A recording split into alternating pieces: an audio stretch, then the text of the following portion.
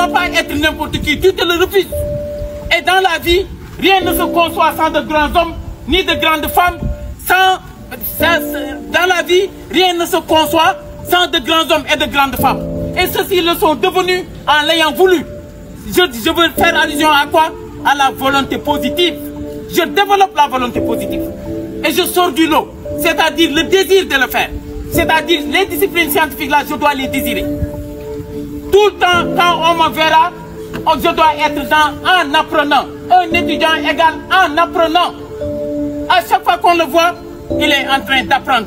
Un étudiant égal en apprenant. Moi, je me souviens quand on était à Gaston Berger. Tous les week-ends, à 19h, on allait prendre nos sandwichs. Après avoir pris nos sandwichs, après les avoir dégustés, on s'enfermait de 20h à 6h du matin. Avec des pauses de 30 minutes. Quand tu fais 2 heures de temps sur une matière, on se reposait pendant 30 minutes.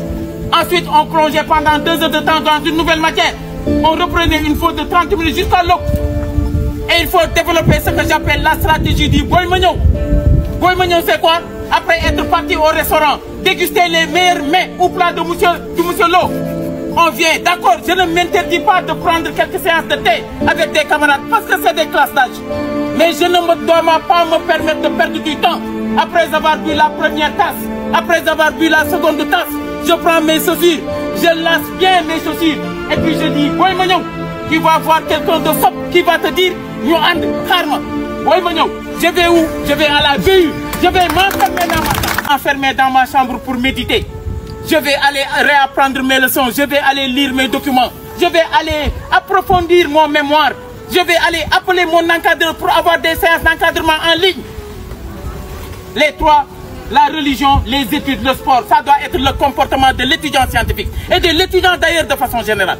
Parce que l'étudiant scientifique, il se comporte comme se comporte l'étudiant de façon générale, mais il doit quand même doper et relever son niveau de vision et d'ambition et de motivation. Dans la vie, fournit yam, yaw ya fa yamale sa bop. Xolal, toutes les voies ont été dégagées. Tal nañ lampi, dindi nañ ëkki, dindi nañ xeer yi, fo yam naka ngay nango nit di la raw alors que mo am benn bop nga am benn bop. Mo am ñaari loxo nga am ñaari loxo, mo am ñaari tank nga am ñaari tank. Bu ne pep bëgg la dépasser, gessul xol ko. Boko gisé ak ñaari bop bayil mu dem. Boko gisé ak ñaari bop bayil mu dem. Boko gisé ak ñetti loxo bayil mu dem. Boko gisé ak ñetti tank bayil mu dem. Waye boko xolé xol ko ni ko xudju gis benn bop ñaari loxo ñaari tank duma la bay nga dem. Le leadership de l'étudiant scientifique, ça doit être le culte de l'excellence en permanence. Et puis le respect de l'autorité, le respect de la légalité.